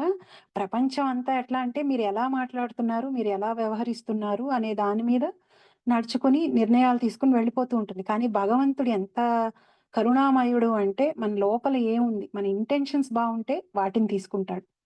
అలాగే మన యాక్షన్స్ బాగున్నా, మన ఇంటెన్షన్స్ బాగోకపోయినా వాటిని తీసుకుంటాడు గానీ, అవి అంత ఇంట్రెస్టింగ్‌గా తీసుకోడనమాట. మన ఇంటెన్షన్స్ ప్రేమ ముఖ్యం ఆయనకి. సో, మన ఇంటెన్షన్స్‌ని మనం భగవంతుడి కోసం ఎప్పుడూ కూడా అక్కడ శ్రద్ధ పెట్టాలి. చాలా సార్లు ఒక్కొక్కసారి ఏం చేస్తామంటే, ఒక ఇప్పుడు సపోజు ఆ రోజు జన్మాష్టమి అనుకోండి. భగవంతుడికి బ్రహ్మాండంగా డెకరేషన్ చేయడం, ఆ 56 వంటలొండడం, ఈ ప్రాసెస్‌లో పడిపోయి, రిచెస్ట్ థింగ్ చేయాలి, అందరికంటే గొప్పగా చేయాలి, బెస్ట్‌గా చేయాలి అనే తాపత్రయంలో పడిపోయి భగవంతుడిని మర్చిపోతూ ఉంటామనమాట. అంటే ఇప్పుడు మీరెవరైనా ఒక ముఖ్యమైన వ్యక్తిని కలవడానికి వెళ్లారనుకోండి. వెళ్లి కలవడం ఇంపార్టెంట్. వాళ్ళొక టైమ్ ఇచ్చారు మీకు. ఆ టైంకి మీరెళ్లి కలవడం ఇంపార్టెంట్ వాళ్ళని. ప్రేమగా వెళ్లి కలిసి మాట్లాడడం ఇంపార్టెంట్. కానీ వెళ్ళే దారిలో మీకేమనిపించింది? నా దగ్గర బోలెడు డబ్బుంది కదా! నేను 10 మందెళ్తున్నారు. 10 మందిలోకి నా యొక్క గిఫ్టే గొప్పగా ఉండాలి వాళ్ళకని, ఆ గిఫ్ట్ కొంటంలో వెళ్ళిపోయారనుకోండి మీరు. ఆయన 10కి రమ్మంటే మీరింకా గిఫ్టే కొంటూ ఉన్నారనుకోండి. 10కి మీరక్కడికెళ్ళలేదనుకోండి, మీరెంత గొప్ప గిఫ్ట్ తీసుకొని వెళ్ళినా గాని, ఆయనిచ్చిన టైంకి లేకపోవడం వల్ల ఆయన్ని ప్లీజ్ చేయలేకపోవచ్చు మీరు. సో, మనం ఈ ఈ ఆడంబరాలు చేసేటప్పుడు ఎంత జాగ్రత్త పెట్టుకోవాలి అంటే, ఈ ఆడంబరాల హడావిడిలో పడిపోయి, భగవంతుడిని మర్చిపోకూడదు. ఆయనని శ్రద్ధగా ఆ రోజంతా చెప్పుకోవడం మర్చిపోకూడదు. ఒక్కొక్కసారి ఇవన్నీ చేసేటప్పుడు ఒక చాలా ఎమోషన్స్ మనకి రన్ అవుతూ ఉంటాయి. మీరు 100 పనులు చేయాలని అనుకున్నప్పుడు, ఆ రోజే ఫాస్టింగ్ చేస్తున్నారనుకోండి, మీకెవరు సహకరించలేదనుకోండి, మీకింకా కోపం వచ్చేస్తూ ఉంటుంది. కొంతమంది ఉపవాసం చేస్తారు గానీ, ఆ రోజంతా 10 మందిని 10 మాటలంటూ ఉంటారు. ఓపికుండదు వాళ్ళకి. అరుస్తూ ఉంటారు, తిడుతూ ఉంటారు. అలాంటి ఉపవాసాలు ఉపయోగం లేదు. ఉపవాసం యొక్క మెయిన్ ఉద్దేశ్యం ఏంటి? ఈ పనులన్నీ చేయకుండా సేవ్ చేసుకున్న టైంని భగవంతుడి మీద పెట్టడం కోసం. సో మనం ఈ ఈ రిచువల్స్లో, ఈ వ్యవహారాలలో పడిపోయి భగవంతుడి గురించి తలుచుకోవడం, భగవంతుడి నామం చెప్పుకోవడం మర్చిపోకూడదు. ఎలా అయితే ఒక ముఖ్యమైన వ్యక్తి ఒక టైం మనకిచ్చి కలవడానికి రమ్మన్నప్పుడు అతని కోసం కొన్న గిఫ్ట్లు కొనటంలో పడిపోయి అతన్ని మిస్ చేసి వెళ్ళిపోయినట్టు. చాలా మంది కూడా ఏమంటారు, నేను భగవంతుడి కోసమే డబ్బు సంపాదిస్తున్నాను, అవన్నీ భగవంతుడి సేవలో పెడతాను, బోల్డ్ సంపాదించి నేను ఒక గుడి కడతాను, గుడికి ఇస్తాను అంటాం. కానీ ఈ సంపాదించే ప్రాసెస్లో ఏమైపోతుందంటే, ఈ సంపాదన అనేది భౌతికమైన విషయం కాబట్టి దాంట్లో పడిపోయి వెళ్ళిపోయేటప్పుడు వాటి మీద ప్రేమ పెరిగిపోతుంది. మనకి ప్రేమ పెరిగిపోయి భగవంతుడిని మర్చిపోతాం. సో చాలా మంది ఒక డివోటీ నాకు ఒకసారి షేర్ చేసుకున్నారు. నేను చిన్నింట్లో ఉన్నప్పుడు నేను ప్రతిరోజు బాధపడేదాన్ని. అయ్యో! నా ఇల్లు చాలా చిన్నదిగా ఉందే. భగవంతుడికి నేను దీన్ని ఆఫర్ చేయలేకపోతున్నానే. ఎక్కువ ఎవరిని పిలవలేకపోతున్నాను. ఎవరైనా వాళ్ళ ఊర్లో అంటే వాళ్ళు పెద్ద సిటీలో ఉంటారు. ఎవరైనా డివోటీస్ ఈ మహారాజులు వాళ్ళు వచ్చినప్పుడు ఇది సింగిల్ బెడ్‌రూమ్ అయిపోయింది, నేనేమి చేయలేకపోతున్నాను అని చాలా రోజులు బాధపడి, నాకు ఇల్లంటూ ఇస్తే భగవంతుడు, నేను దాన్ని భగవంతుడి సేవలో పెట్టుకుంటాను అనే ఒక కోరిక నాకు బాగా స్ట్రాంగ్‌గా ఉండేది. సరే ఒక 3, 4 ఇయర్స్ బ్యాక్ వాళ్ళకి టెక్సాస్‌లో చాలా పెద్ద ఇల్లు కొన్నారు. తర్వాత ఆవిడ చెప్పిందేంటంటే, ఇప్పుడు ఇంత పెద్ద ఇల్లు కొనేసిన తర్వాత నాకు ఈ ఇంటి మీద ఎంత మమకారం పెరిగిపోయిందంటే, అంతకుముందు చిన్నింట్లో అయినా అటాచ్‌మెంట్ తక్కువగా ఉండేది ఇంటి పట్ల. సో నేను ఇల్లు మొత్తం డివోటీసే ఉండేవాళ్ళు. అన్ని రూమ్స్‌లో కూర్చొని ప్రోగ్రామ్స్ బ్రహ్మాండంగా జరిగేవి. ఇప్పుడు నా ఇంటికి పిలవాలంటే నాకు టెన్షన్ వస్తుంది. వీళ్ళు ఇల్లు ఎక్కడ పాడు చేసేస్తారో, మళ్ళీ ఇప్పుడు ఇదంతా నేను ఎక్కడ క్లీన్ చేసుకోవాలో, ఏం ఖర్చు పెట్టాలో అని నా నా ఫోకస్ ఇంటి మీదకెళ్ళిపోయి భగవంతుడి మీద తగ్గిపోయింది. సో ఇట్లాంటి డేంజర్స్‌లో మనం పడుతూ ఉంటాం అన్నమాట. లేనప్పుడు ఏమనుకుంటామంటే, ఉంటే నేను భగవంతుడికి ఇస్తాను, భగవంతుడికి చేస్తాను అని అనుకుంటాం. వాటిని మనల్ని మనం కన్విన్స్ చేసుకుంటాం అన్నమాట. సో ఇప్పుడు నేను ఓన్లీ రూ. 10 సంపాదిస్తున్నాను. రేపు నేను రూ. 20 సంపాదించానంటే, నేను కూడా పెద్ద పెద్ద డొనేషన్స్ చేస్తాను, తీర్థయాత్రలకు వెళ్తాను, అది చేస్తాను, ఇది చేస్తాను అని అనుకుంటాం. సంపాదనలో పడిపోతాం. ఎప్పుడైతే సంపాదనలో పడిపోతామో, ఆ సంపాదన ఎంత ప్రీతయిపోతుంది అంటే, ఇంతకు ముందు చేసిన దానాలు కూడా చేయడం మానేస్తాం అన్నమాట. ఎందుకు అంటే మెటీరియల్ థింగ్స్, భౌతికమైన విషయాలు అంత అట్రాక్టివ్‌గా ఉంటాయి. సో ఎప్పుడూ కూడా చాలా జాగ్రత్తగా ఉండాల్సింది ఏంటి అంటే, భగవంతుడి మీద శ్రద్ధ, భక్తి, ప్రేమ ఇవే ఎప్పుడూ కూడా మనకి టాప్ ప్రయారిటీగా ఉండాలి. సో ఎప్పుడు భగవంతుడికి ఒక వస్తువుని ఇవ్వడం అనే కోరిక కంటే, భగవంతుడికి ఒక వస్తువుని ఇవ్వడం అనే కోరిక పెరిగిపోయి భగవంతుడిని కోరుకోవడం మానేయకూడదు. భగవంతుణ్ణి కోరుకోవడం అనే కోరిక భగవంతుడికి ఒక వస్తువు సమర్పించటం కంటే ఎక్కువగా ఉండాలి ఎప్పుడూ కూడా. ఎందుకంటే ఈ ప్రపంచంలోనే కాదు, ఈ విశ్వం మొత్తంలోనూ ఆయనకి లేనిదంటూ ఏమీ లేదు. ఆయన భార్యే లక్ష్మీదేవి. ఆయనకి లేనిదంటూ ఏమీ లేదు. సో మన మనసు ముఖ్యం. మనం ఈ వస్తువుల్ని ఆయనకి సమర్పించడంలో చూపిస్తున్న శ్రద్ధలో మనసుని పక్కన పెట్టేస్తున్నాం. ఒక్కొక్కసారి ఈ వస్తువుల్ని కూడా వీటితోటి అటాచ్‌మెంట్ పెంచేసుకొని మనం ఆయనకి సమర్పించకుండా తయారైపోతున్నాం. ఇంకొక పని మనం చేస్తాం. ఏంటి అంటే, మీకెప్పుడైనా ఇంట్లో మిగిలిపోతే ఏదన్నా వస్తువులు ఇండియాలో ఉంటే మీ చిన్నతనంలో ఏం చేసేవాళ్ళండి? ఎవరికైనా గుర్తుందా?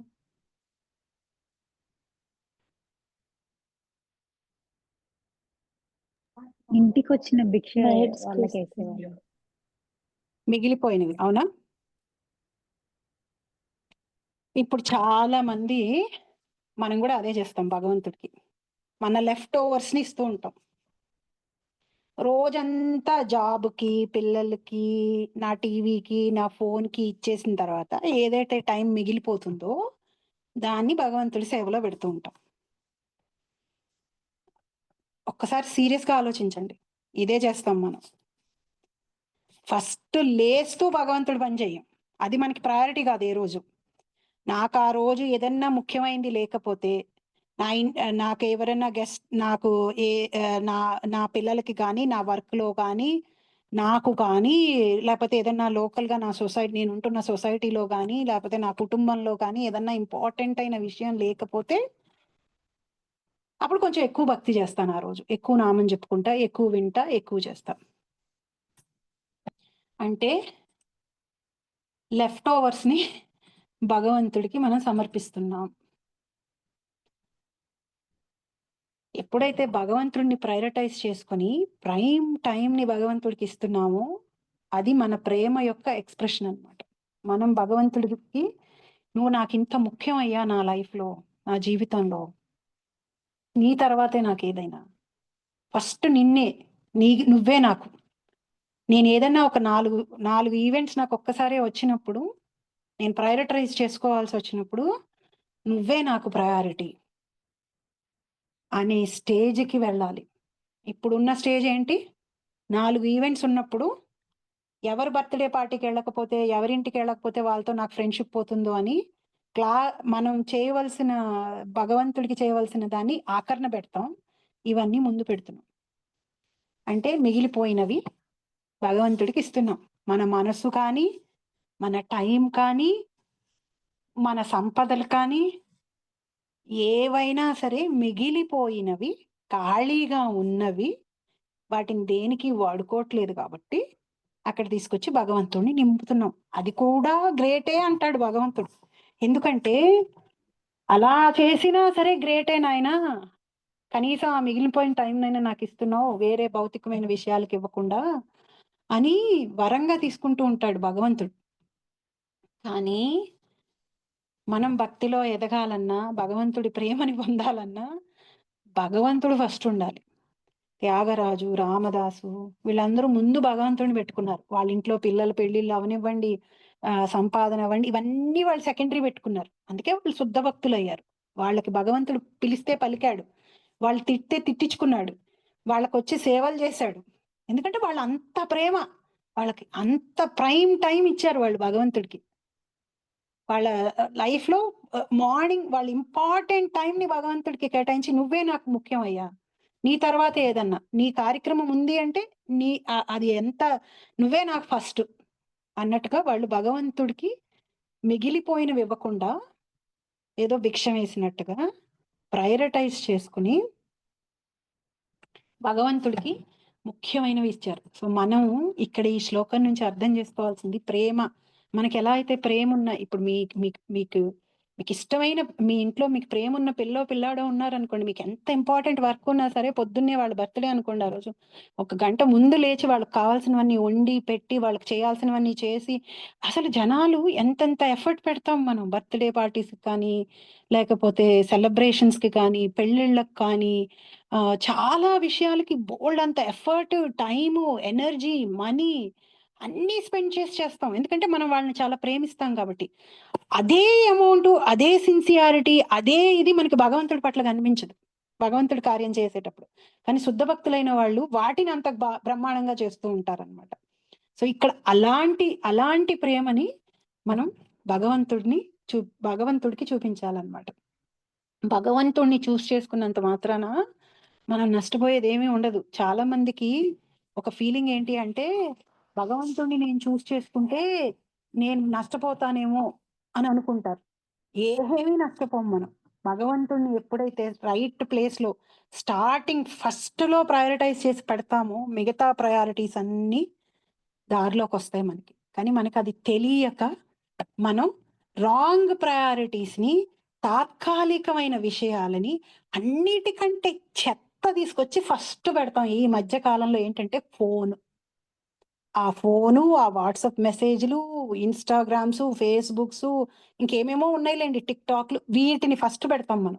మన రోజులు లేస్తూనే అక్కడ ఒక అరగంట గంట, మనమే కాదు పిల్లలు కూడా అలాగే ఉన్నారు, అందరూ అలాగే ఉన్నారు. అసలు అదొక పెద్ద ఆటం బాంబు చేతిలో పట్టుకుని తిరిగినట్టు తిరుగుతున్నాం. ఆ ఫోనుల్ని వరంలాగా పట్టుకుని తిరుగుతున్నాం. అసలు ఫోన్ తీసేసుకోండి పిల్లల చేతుల్లోంచి, వాళ్ళలో ఉన్న రాక్షసత్వం అంతా బయటపడిపోతుంది 2 నిమిషాల్లో. అప్పటి వరకు సౌమ్యంగా చక్కగా ఎక్కడున్నారో తెలియకుండా ఉంటారు పిల్లలు ఇంట్లో. ఆ ఫోనో, ఆ ఇంటర్నెట్టో మీరు తీసేసేయండి, వాళ్ళలో ఉన్న ఇంకొక రూపం కనిపిస్తూ ఉంటుంది మనకి. మనమైనా అంతే. మీకు ఇష్టమైన షో కానీ, మీకు ఇష్టమైన పార్టీకి కానీ, మీకు ఇష్టమైన వ్యక్తులతో కానీ మీరు గడపలేనప్పుడు ఎక్కడ లేని ఉక్రోషం, కోపం వచ్చేస్తూ ఉంటుంది మనకి. సో మన ప్రయారిటీస్ సరిగ్గా లేవు కాబట్టి మనకి ఎలా అనిపిస్తూ ఉంటుందంటే, మనకి టైం లేదనిపిస్తుంది. ఎప్పుడైతే ప్రయారిటీస్ సెట్ చేసుకున్నామో, ప్రయారిటీ ఎక్కడ సెట్ చేసుకుంటాం, ఎక్కడ ఎక్కువ ప్రేమ ఉంటుందో అక్కడ సెట్ చేసుకుంటాం. సో భగవంతుడికి కావాల్సింది మన హృదయంలో ఉన్న ప్రయారిటైజ్ విషయాలన్నిటిని పక్కన పెట్టి ఆయన్ని గనుక మనం ఎప్పుడైతే పెడతామో మిగతావన్నీ దారిలో పడతాయి. విలువైంది ఏంటి అంటే మన సమయం, మన టైం, మన ప్రేమ. ఇవి భగవంతుడిని అట్రాక్ట్ చేస్తాయి. మన డబ్బు కానీ, మన శక్తి సామర్థ్యాలు కానీ, మనం ఎంత గొప్పవాళ్ళమని కానీ, మనం ఎంత బాగా ఉపవాసాలు చేసాం, ఆస్టరిటీస్ చేసామని కానీ, ఇవి ఏవి కూడా భగవంతుడిని అట్రాక్ట్ చేయవు, ప్రపంచాన్ని అట్రాక్ట్ చేస్తాయి. బయట ప్రజలు బాగానే గొప్ప భక్తులు అనుకోవచ్చు మనం. ఎవరైనా మంచి ఆస్తిపరులు బొట్టు పెట్టుకొని గుడికొచ్చి చీర కట్టుకొని గుడికొచ్చారు అనుకోండి, పంచి కట్టుకొని అబ్బా అబ్బా అనుకుంటాం. అమ్మో చూసావా ఎంత ఎంత ఎంత రిచ్ పర్సన్ గుడికొచ్చాడు అని అనుకుంటూ ఉంటాం మనం.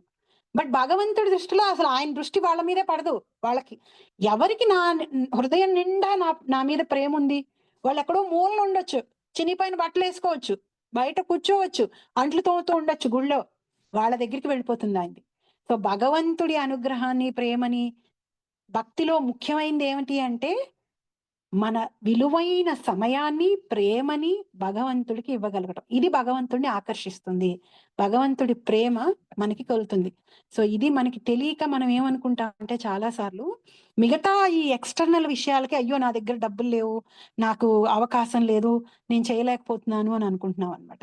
కానీ ఇవి కాదు కావాల్సింది. ఆయనకి కావాల్సిందల్లా కేవలం ప్రేమ. సో ఈ నీళ్లు పుష్పం ఇచ్చినటువంటి వాడు గజేంద్రుడు. ఏమీ లేదు గజేంద్రుడికి. 1000 సంవత్సరాల పాటు ఆ నదిలో సముద్రంలో ఆ ముసలితోటి యుద్ధం చేసిన తర్వాత అలిసిపోయి అక్కడ ఏమీ లేక భగవంతుడికి కేవలం అక్కడ ఆ కొలనులో ఉన్న తామర పువ్వుని తీసుకొచ్చి ఆయనకి ఆఫర్ చేశాడు. ఆయన ప్రీతి చెందిపోయాడు దానికి. గజేంద్రుడు ఏమి యజ్ఞాలు, యాగాలు అన్ని చేయలా. మనస్ఫూర్తిగా ప్రేమతోటి భగవంతుడిని ప్రార్థన చేసి ఒక తామర పువ్వుని ఇచ్చాడు. కృష్ణుణ్ణి దుర్యోధనుడు భోజనానికి పిలుస్తాడు. భగవంతుడు ఏమంటాడంటే, ఇద్దరిళ్ళకే వెళ్తాం మనం భోజనానికి ఎప్పుడైనా. ఆకలి ఉంటే, లేకపోతే మనకి వాళ్ళ మీద ప్రేమ ఉంటే వాళ్ళ ఇంటికి వెళ్ళి భోజనం చేస్తాం. నాకు ఆకలి లేదు, నీకు నా మీద ప్రేమ లేదు, సో నేను నీ ఇంటికి రాను అని విదురుడి ఇంటికి వెళ్తాడు. విదురుడి ఇంటికి వెళ్ళినప్పుడు విదురుడి భార్య భగవంతుడు వచ్చాడనే ఆనందంలో ఏం చేస్తుందంటే, విదురుడు ఉండడు ఇంట్లో. విదురుడు రాజవంశంలోని వాడైనా చాలా సింపుల్ జీవితం బతుకుతూ ఉంటాడు, భక్తుడు కాబట్టి. సో అట్టిపండ్లు ఒలిచి తొక్క ఆయనకి ఇస్తుంది, అట్టిపండు పక్కన పెట్టేస్తుంది. భగవంతుడు మొత్తం తినేసి వెళ్ళిపోతాడు. తర్వాత విదురుడు వస్తాడు. విదురుడు వచ్చి, భగవంతుడు వచ్చాట కదా, నువ్వు ఏం పెట్టావు, ఏమున్నాయి అసలు ఇంట్లో, ఏం లేవు కదా అంటే, అట్టిపండు పెట్టానంటుంది. చూస్తే అట్టిపండు అక్కడే ఉంటుంది, తొక్క తినేసి వెళ్ళిపోతుంది. తొక్క తినేస్తాడు భగవంతుడు. ఎప్పుడైనా తొక్క తిని చూడండి, మనం తినలేం. కొంచెం తిన్న తర్వాత మనకి అది అసలు నోట్లోకి వెళ్ళదు. అంటే అక్కడ భగవంతుడు మనం ఇస్తున్న వస్తువుని చూడట్లేదు, దాని టేస్ట్ ని చూడట్లేదు, అది ఎలా ఉందో చూడట్లేదు. మనుషులు కూడా తినరు, కానీ ఆయన తింటున్నాడు. ఎందుకనంటే ఆ తల్లి ప్రేమగా ఇచ్చింది కాబట్టి, పూర్తి ప్రేమతో నిండిపోయింది కాబట్టి ఆ తొక్క, దాన్ని తిన్నాడు. ఆకు, లీఫ్, ఇది ఎవరికైనా తెలుసా? ఈ ఆకు, ఈ లీఫ్ ఇవ్వడం వల్ల భగవంతుడు లొంగిపోతాడు. తులసి, రుక్మిణీదేవి, అది ఉంటుంది కదా తులాభారం, తులసి తీసుకొచ్చి వేస్తుంది, అంతే ఆయన లొంగిపోతాడు. సుధాముడు పంచపక్ష పరమాణాలు ఇవ్వలేదు, అటుకులు తెచ్చిచ్చాడు. ఇవన్నీ ఎగ్జాంపుల్స్ మనకి. భగవంతుడికి కావాల్సింది ప్రేమ, మనం వేరే వేరే వాటిల్లో పడిపోకూడదు అని. ఇది చెప్పిన తర్వాత, హ్యావింగ్ సెడ్ దిస్, మనకు అంతా సామర్థ్యం ఉంది, శుభ్రంగా ఓపిక ఉంది, డబ్బులు ఉన్నాయి, చెయ్యగలం, అన్నీ ఉన్నాయి. ఆ భగవంతుడు మనసే కదా కావాలంది, మనసు ఒకటి ఇచ్చి కూర్చుంటానులే అని ఉండకూడదు. అక్కడ సిన్సియారిటీ ఇంపార్టెంట్. ఎప్పుడైతే మనసు, ప్రేమ భగవంతుడి మీద ఉండి శక్తి ఉంటుందో, అది ఆటోమేటిక్ గా యాక్షన్ లోకి వచ్చేస్తుంది. చాలా మంది తప్పించుకోవడం కోసం ఏం చేస్తుంటారంటే, నేను రోజంతా జపం చేస్తున్నానులే అని అంటారు.